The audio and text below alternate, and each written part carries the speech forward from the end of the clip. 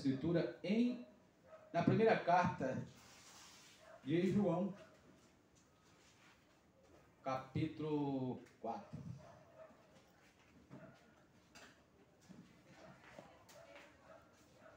Primeira epístola. É nas epístolas, viu? Primeira epístola, depois de Pedro.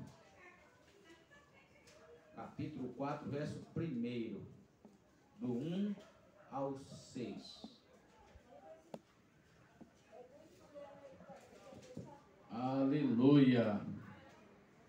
Glória a Deus!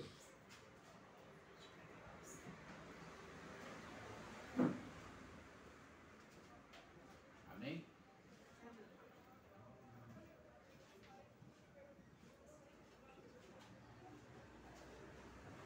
O título é Os Falsos Profetas. Amados, não creiais a todo espírito. Não creiai a todo espírito. Mas provai se os espíritos são de Deus. Porque já muito falsos profetas se têm levantado no mundo. Nisto conhecereis o Espírito de Deus. O Espírito de Deus.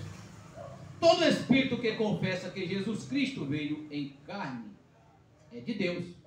E todo espírito que não confessa que Jesus Cristo veio em carne não é de Deus. Mas este é o espírito do anticristo, do qual já ouviste que há de vir, e eis que está já no mundo. Filhinhos, sois de Deus e já os tendes vencido, porque maior é o que está em vós do que o que está no mundo. Do mundo são, por isso falam do mundo, e o mundo os ouve. Nós somos de Deus. Aquele que conhece a Deus, ouve-nos. Aquele que não é de Deus, não nos ouve. Nisto conhecemos o espírito da verdade e o espírito do erro. Bondoso Deus, nosso maravilhoso Pai celestial. Aqui está, Senhor, esta porção desta escritura lida nesta noite. Nós cremos que o Senhor trará vida para nossas vidas através desta escrita, Senhor. Nós cremos que ela vem ungida através do Espírito Santo, para que possa nos beneficiar e as nossas almas saírem daqui felizes, mais alegres, Senhor, comendo deste pão que desceu do céu, este pão que sacia a nossa alma. Em nome do Senhor Jesus Cristo. Amém. Podeis assentar. É uma escritura muito importante. Toda escritura é importante, mas a gente vê a importância dessa escritura.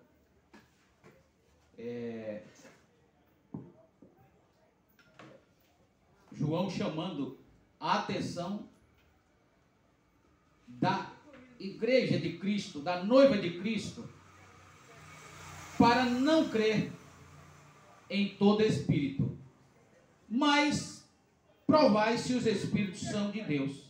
Eu me lembro que quando o irmão Carlos das Neves, ele chegou lá em casa e ele falava assim: eu provei o espírito de fulano e ele não tem espírito de denominacional não, o espírito dele é bom, o espírito dela é bom. E eu ficava sem entender como é que se prova espírito, como é que sabe que as pessoas têm espírito bom ou ruim, né? Que tem o espírito do erro ou o espírito da verdade.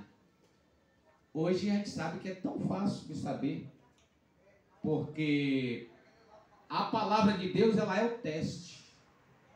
E quando a palavra de Deus ela é exposta, quem realmente tem o Espírito de Deus não recusa, mas sim abraça.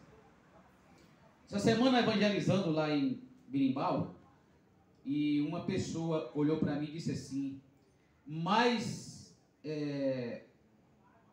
o que o povo fala é que vocês são falsos profetas, que vocês pregam heresia. Aí eu disse: espera, vem cá, até agora a senhora já ouviu quantas heresias da minha boca? Tudo tudo que eu falei para a senhora procedeu de mim ou procedeu das Escrituras? Eu disse, olha, irmã, a senhora sabe o que é que identifica um mensageiro falso? É os seus ensinamentos. Muitas pessoas hoje têm se tornado falso porque ele toma ensinamento de outras pessoas e diz que é dele. Isso faz dessa pessoa falsa. E quando ele ensina ao contrário do que está escrito, também mostra que ele é um falso. Agora aqui ele diz, nisto conhecereis o Espírito de Deus. Todo espírito que confessa que Jesus Cristo veio em carne é de Deus. Agora, uma coisa muito interessante, para a gente parar um pouquinho e refletir nisso. Qual é o Jesus que a Bíblia diz que quem não confessa que veio em carne não é de Deus? Qual é o Jesus que veio em carne? Porque, presta bem atenção, seria uma fraqueza muito grande de um ser humano não dizer que o filho de Maria veio em carne, porque ele veio em carne.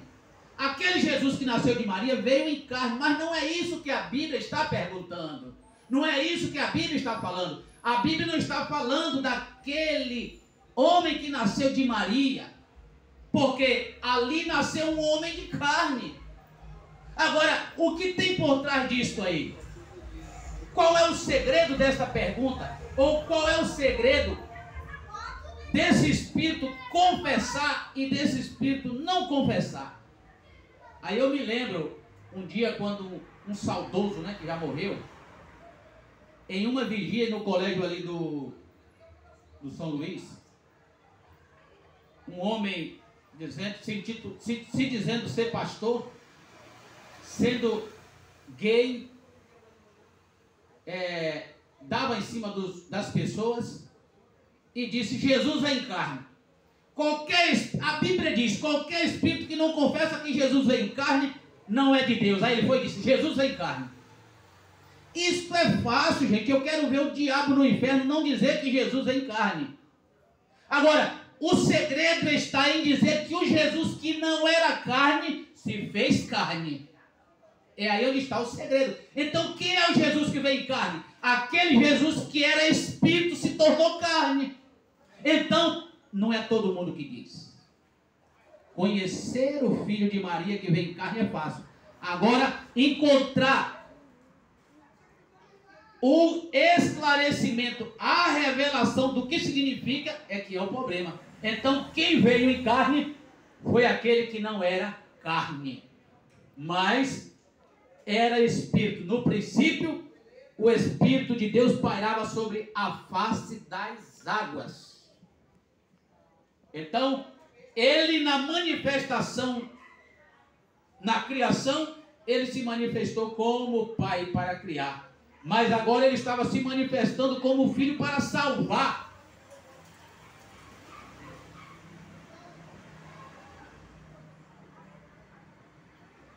Todo espírito que não confessa que Jesus Cristo veio em carne, não é de Deus. Aí você vai fazer uma análise. Porque Jesus não veio em carne? Mas está querendo você saber qual é o Jesus.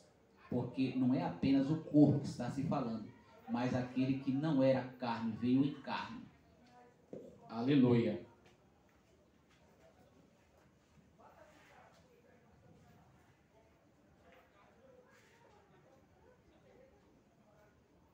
Mas esse que não confessa, este é o espírito do anticristo. O que é um anticristo? Um anticristo é antipalavra, do qual já ouviste que há de vir, e eis que está já no mundo. Nos tempos de Jesus já existia anticristo. Por que já existia? Porque existia antipalavra, existia aquele que eram contra Jesus, que eram contra a palavra. Então ser anticristo é ser contra Cristo. Isto é antipalavra. Agora ele diz, filhinhos, sóis de Deus, e já os tendes vencido, porque maior é o que está em vós do que o que está no mundo. Então, o que é que está em nós, que é maior do que o que está no mundo? Agora, quando ele refere aos que são do mundo, ele diz, do mundo são, por isso fala do mundo e o mundo os ouve. Nós somos de Deus. Aquele que conhece a Deus, ouve-nos. Ou seja, ouve a sua palavra. Quando a sua palavra é pregada, ela é credibilizada. Aquele que não é de Deus não nos ouve. Nisto conhecemos o espírito da verdade e o espírito do erro. Eu quero ler um parágrafo desta mensagem aqui, para nos reforçar nisso que nós lemos.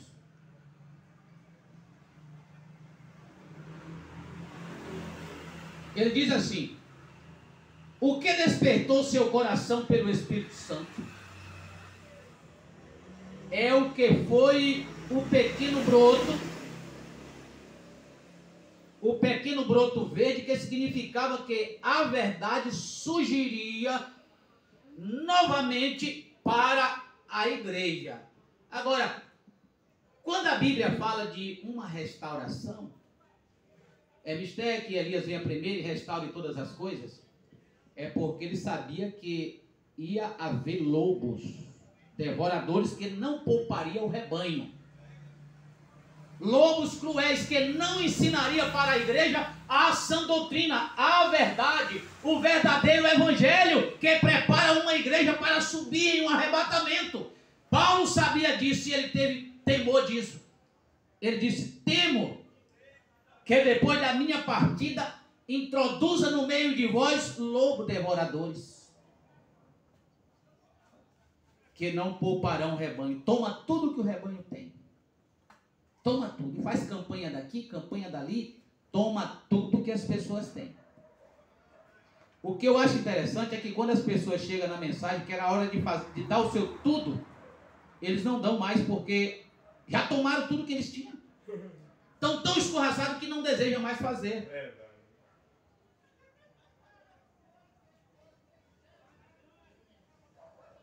Então ele diz aqui: o que foi o pequeno broto verde, que significava que a verdade surgiria novamente para a igreja, como foi conhecida no Pentecoste.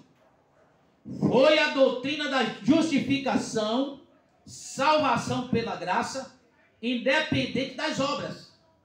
Eu conheço que o doutor Lutero não somente creu, não somente pregou a justificação, mas ele foi o seu tema principal, como verdadeiramente tinha de ser, porque esta é a doutrina básica da verdade da palavra.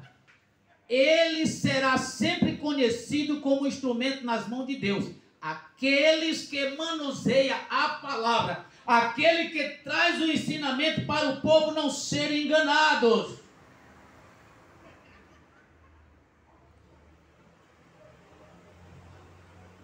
Ele será sempre conhecido como um instrumento nas mãos de Deus para reviver esta verdade, levar a igreja ao conhecimento novamente do que ela perdeu. Por causa do quê? Por causa dos lobos devoradores que entrou para as igrejas, vestido com pele de ovelha, dizendo serem pastores, mas lobos devoradores. Não tira apenas o dinheiro das pessoas, mas tira também os ensinamentos verdadeiros, tira a sã doutrina. As pessoas vão para as igrejas e lá elas ouvem línguas estranhas sem saber o que significa tais línguas estranhas. Volta dizendo que culto abençoado, não entendeu nada do que foi falado no culto. Línguas estranhas ninguém entende. E aí vem o apóstolo São Paulo e corrige isso. Se alguém vir falar em línguas, que tenha que ter intérprete para dizer o que a língua estranha estava falando. Mas não, eles querem realmente enganar. Mas aí agora vem a palavra de volta, mostrando aonde foi que os pastores erraram e aonde as ovelhas foram desviadas do verdadeiro caminho. E aí vem João e diz: filhinhos, não creiai a todo espírito, mas provai se os espíritos são de Deus. Provai. ver se o amor das pessoas é realmente por almas, se eles são realmente pregadores da verdade, ou se o amor é pela multidão e pelo que as pessoas têm.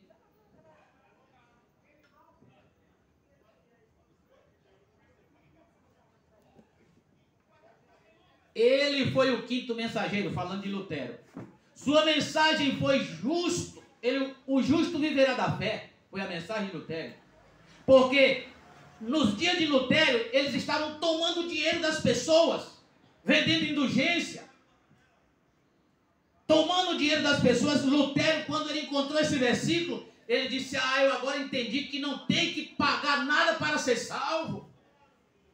O cristão, ele vive da fé e não tem que pagar nada. Ele foi o quinto mensageiro. Sua mensagem foi: o justo viverá da fé. Certamente admitimos que ele sabia e ensinou, e devemos ir de fé em fé. Sua maravilhosa compreensão da soberania, a eleição e predestinação através da verdade. Isso mostra que ele era um grande homem na palavra.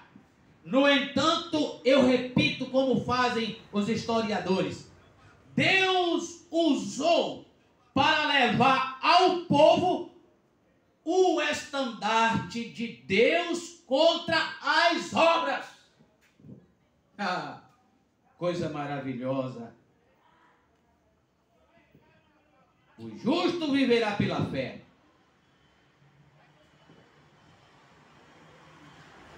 Ora, como já mencionei, esta era tem sido chamada pelos historiadores como o período da reforma. Isto é inteiramente certo. Isto é o que era. Tinha de ser assim por Martinho Lutero, que ele foi um reformador. Ele não foi um profeta. Agora sabemos que o livro da história chama ele de um profeta, mas não quer dizer que o livro de história esteja certo, porque não há registro de Martinho Lutero qualificado como um verdadeiro profeta de Deus no grande sentido escriturístico da palavra. Ele foi um ótimo professor, com algumas das manifestações do Espírito em sua vida, e damos graças a Deus por isso. Assim ele não foi capaz de conduzir a igreja de volta a toda a verdade como faria. Então, amados irmãos, as pessoas não conseguem enganar ao povo com toda mentira, mas toda mentira tem um pouco de verdade nela, porque é introduzido algumas verdades que as pessoas são enganadas, porque ou nós temos toda a verdade ou nós não temos ela.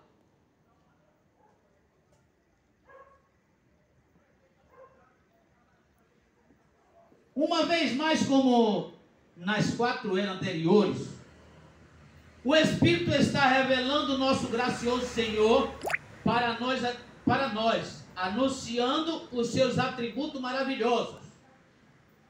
Desta vez, quando ele está em pé no meio da igreja, vemos-lo como aquele que tem os 7 Espíritos de Deus e as 7 estrelas. Nós sabemos quem são as 7 estrelas, mas temos de descobrir o que se refere os 7 Espíritos. Esta mesma frase é encontrada 4 vezes no livro de Apocalipse, capítulo 1, verso 4. Dos 7 Espíritos que estão diante do seu trono. Isto diz o que tem os 7 Espíritos de Deus. Apocalipse 4, 5. E do trono saía relâmpago, e trovões e vozes diante do trono, e ardia 7 lâmpadas de fogo, as quais são os 7 Espíritos de Deus. Apocalipse 5, 6. E olhei, e eis que estava no meio do trono e um dos 4 animais viventes, e entre os anciãos um cordeiro, como havendo sido morto, e tinha 7 pontas e 7 olhos, que são os 7 Espíritos de Deus enviados a toda a terra. Agora, esses 7 olhos, esses 7 Espíritos de Deus, são 7 7 mensageiros enviados a cada era da igreja. Ontem fizemos um culto de Santa Ceia na casa da irmã Josefa, e ela disse que se deparou lá no ponto lá com uma mulher dizendo que era pastora, e ela disse que nós estamos vivendo os últimos tempos e que Deus vem buscar as 7 igrejas dele. Aí ela disse que deu vontade de perguntar para ela assim: e tem 7 igrejas?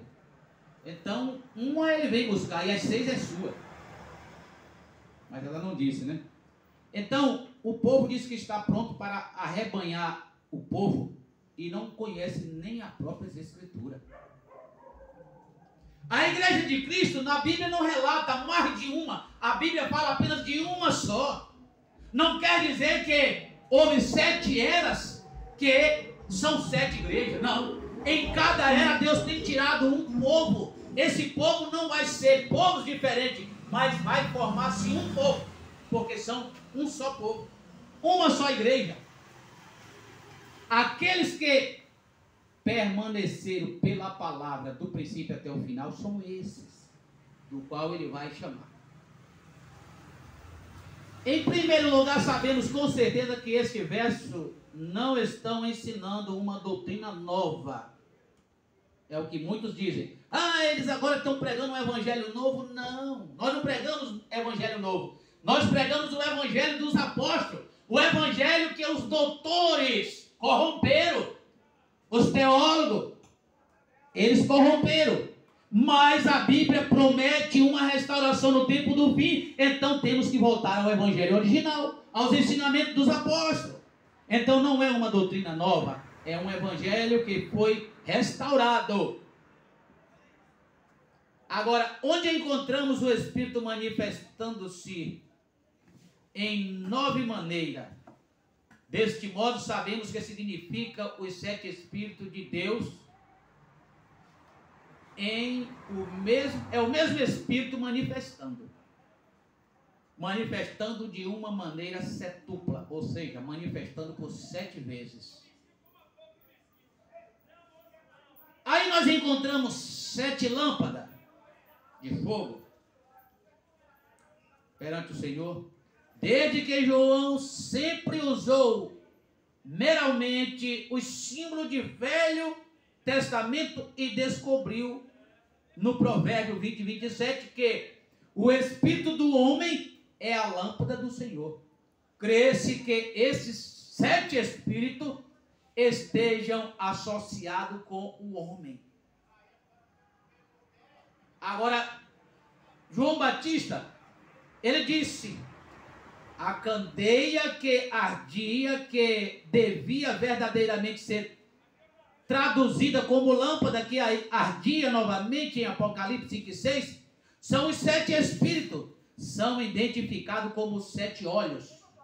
Agora Zacarias 4:10 diz: porque quem despreza o dia das coisas pequenas, pois esses se alegrarão vendo o prumo na mão de Zorobabel, os 7 olhos do Senhor que discorrem por toda a terra. E é muito evidente que a palavra, ele refere aos homens desta maneira. E vemos que o olho do Senhor nesta instância são homens, naturalmente, que são os mensageiros que Deus tem enviado em cada era. Então esses olhos estavam em Deus. Eles eram essas lâmpadas que trazia luz para a igreja. Para quê? Qual a necessidade de trazer luz? Porque nós estamos vivendo um tempo de muitas trevas. Ensinamento para tudo quanto é lado, isso traz trevas. Porque não é um único ensinamento, são ensinamentos variáveis. Então isso é trevas. Mas quando se traz a palavra como ela é, isso traz luz.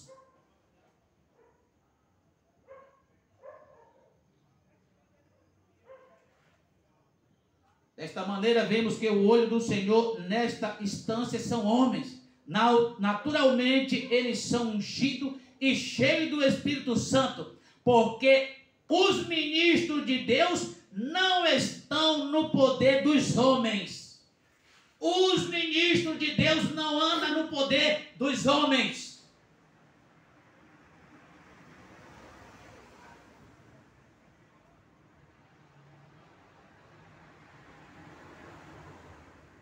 Pode facilmente ser descoberto, pois a frase seguinte chama os 7 mensageiros, as 7 eras. Como isto é maravilhoso. Vejam, a estrela deve refletir luz à noite, porque o sol se tem posto. Assim como o mensageiro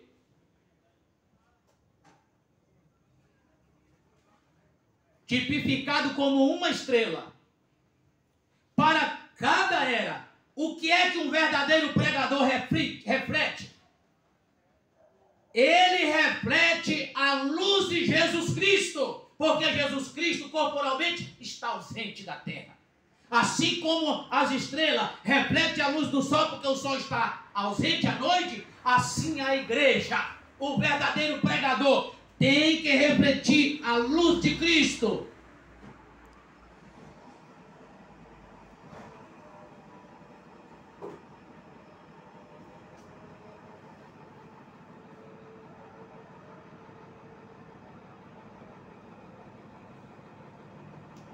Agora que interessante.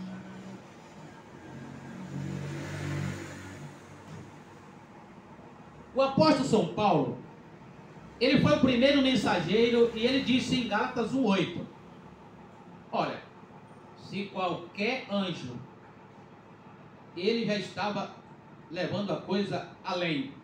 Qualquer anjo, qualquer mensageiro, qualquer vigário, não importa quem fosse, se pregasse qualquer outro evangelho além do que Paulo pregou, ele disse: seja maldito, seja anátema. Paulo sabia que depois que ele tivesse partido, lobos devoradores viriam. Ele sabia que o próprio Satanás podia aparecer em forma de anjo, de pastor, de pregador, de teólogo. Ele sabia, e o mundo está cheio. Mas o povo não consegue dar conta que é Satanás, através dos ministros, nos púlpitos, destruindo as vidas e não emitindo vidas.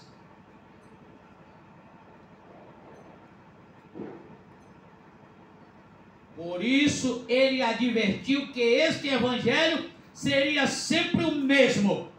Aleluia! O verdadeiro evangelho, aí está para vocês, para nós provar o Espírito. Pega o evangelho dos apóstolos e veja se estão realmente sendo aplicados nos púlpitos.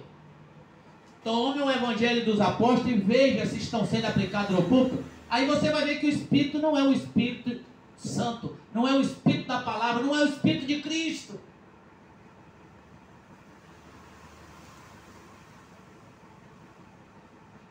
Agora veja, Paulo tinha batizado em nome do Senhor Jesus Cristo,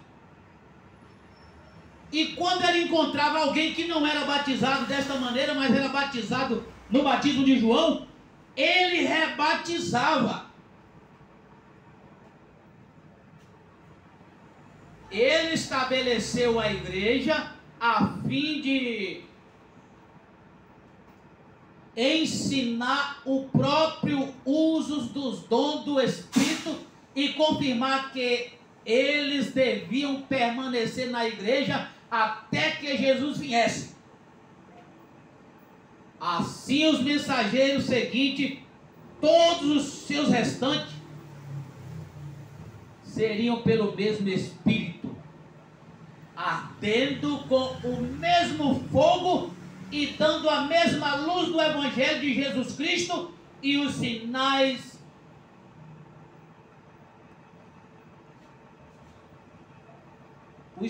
os seguiam.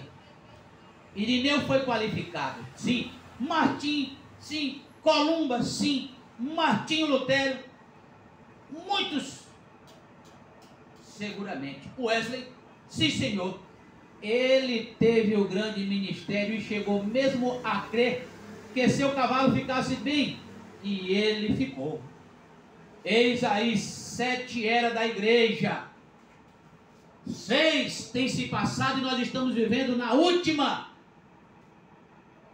6 mensageiros se passaram, agora nós temos o último.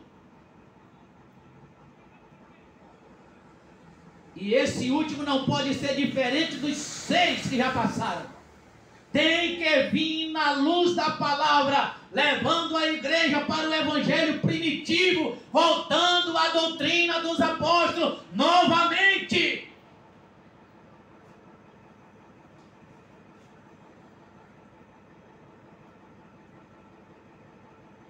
Ele teve um grande ministério e chegou mesmo a crer, do jeito que os demais acreditaram. Paulo pronunciou, olha que coisa que foi que Paulo pronunciou para pregadores do evangelho. Paulo pronunciou uma maldição sobre qualquer um que se dissesse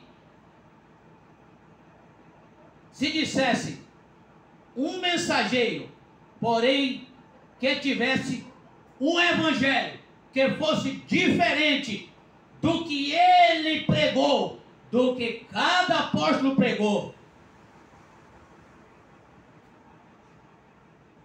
Cada pregador que dissesse um mensageiro que tivesse um evangelho diferente e vivesse em uma luz diferente, Paulo pronunciou para eles maldição. E é o que tem acontecido. E muita gente não sabe. Então muitas coisas têm acontecido aí e as pessoas ficam entrando em desespero por isso. Como agora nós ouvimos aí pastores se enfocando, né? Foi aqui em Feira. Não foi longe daqui, não. Foi aqui em Feira. Aí um diz uma coisa, outro diz outra. Ah, porque tinha muito problema, porque tem esse caminho. O pastor tem que ter problema, gente. Se um pastor é chamado realmente por Deus para ser pastor, ele tem problema. Mas ele não vai ficar no problema, ele não vai parar no problema, ele não vai desistir no problema. Ele vai resolver o problema. E vai embora. Vai seguir em frente. Então, é muita gente sendo fabricado, chamado de pastores. Eu tenho visto muito isso. Quando eu era evangelista, nunca tomei essa honra, nunca aceitei. Pastor Lloyd, não me chame de pastor, eu não sou pastor. Eu não sou pastor. Cheguei lá em Gandu, o povo nem sabia que eu era evangelista, e disseram assim para mim: mas com esse ensinamento que você dá, você já poderia ser um pastor. Eu poderia dizer: não, mas eu sou pastor. Quer dizer, enganando o povo, e a Deus, eu posso enganar? Mas não é isso que o povo pensa. O povo não olha sabendo que Deus está vendo tudo. O povo não está preocupado que Deus está vendo, está preocupado no que acontece na hora. E outra coisa, as pessoas que estão sabendo que estão sendo enganadas e contribuem, pagarão muito caro por isso. Porque tem gente que sabe que está errado, mas aí faz do mesmo jeito, segue, contribui com suas ofertas, com sua presença, né? Contribui com seus dízimos. Isto é ser cúmplice de uma obra mal, uma obra maligna, seja lá quem for, seja eu que fizer assim, eu estou sendo cúmplice. Mas o povo não está preocupado com o amanhã. O povo não está preocupado com vida eterna. O povo está preocupado em um período na igreja, em um período na presença do pastor, em um período na amizade da igreja. Não, gente, isso aqui é compromisso com a eternidade. Isso aqui é responsabilidade, sabendo que se falharmos diante da palavra, ouviremos dele: apartai de mim, maldito, vós que praticou iniquidade. Eu nem vos conheço. Isso é horrível. Está na igreja, a gente está na igreja, está ouvindo a palavra e ouvir isso de Deus, sabendo que Deus tem advertido sempre. Cada culto Deus está trazendo advertência para nós. Cada culto Deus tem falado. E a gente vai brincar para quando chegar lá ouvir: apartai de mim, eu nem vos conheço. Vocês que ouviram a verdade, mas viveram ao contrário do que a verdade diz, isso é praticar iniquidade. A palavra de Deus é para ser temida e obedecida, crida e obedecida. Então aqui nós ouvimos o apóstolo São João dizendo, ou melhor dizendo, João falando, ele disse: provai os espíritos e vedes se é de Deus ou não. Quem é de Deus vai ouvir a palavra de Deus. Mas o ouvir, gente, não é escutar. Que há uma diferença entre ouvir e escutar. Você escutou algo, alguém falou, mas você não deu ouvido. Dar ouvido é praticar, viver. Isso é dar ouvido. Mas escutar, todo mundo escuta vozes. Agora o importante é aplicar o que ouviu. Mas vocês foram abençoados? Eu fui abençoado, graças a Deus. Soberano Pai.